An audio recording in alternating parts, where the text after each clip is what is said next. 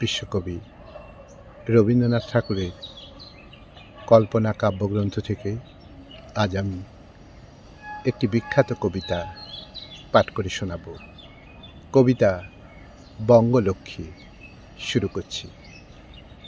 তোমার মাঠের মাঝে তব নদী তীরে, তব আম্র বন ঘেরা সহস্র কুটিরে, দোহনমুখর গোষ্ঠে ছায়াবটমূলে, গঙ্গার পাষাণ ঘাটে দ্বাদশ দেউলে, হে নিত্য কল্যাণী লক্ষ্মী, হে বঙ্গজননী, আপন অজস্র কাজ করিছ আপনি অহর্নিশি হাস্যমুখে।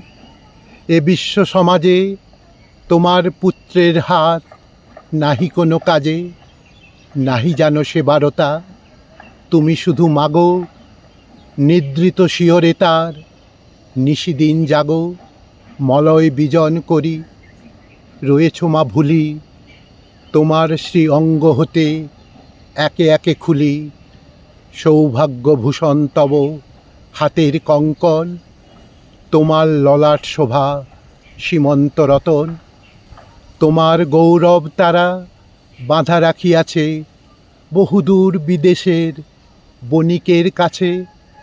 নিত্যকর্মে রত শুধু ওই মাতৃভূমি, প্রত্যুষে পূজার ফুল ফুটাইছ তুমি। মধ্যাহ্নে পল্লবাঞ্চল প্রসারিয়া ধরি, রৌদ্র নিবারিছ যবে আসে বিভাবরী। চারিদিক হতে তব যত নদ নদী, ঘুম পাড়াবার গান গাহে নিরবধি। ঘেরিক্লান্ত গ্রামগুলি শতবাহু পাশে, শরৎ মধ্যাহ্নে আজি স্বল্প অবকাশে, ক্ষণিক বিরাম দিয়া পুণ্য গৃহকাজে, হিল্লোলিত হৈমন্তিক মঞ্জরীর মাঝে, কপত কুজনাকুল নিস্তব্ধ প্রহরে, বসিয়া রয়েছ মাত প্রফুল্ল অধরে। বাক্যহীন প্রসন্নতা স্নিগ্ধ আঁখিদ্বয়, ধৈর্য শান্ত দৃষ্টিপাতে চতুর্দিকময়, ক্ষমাপূর্ণ আশীর্বাদ করে বিকিরণ।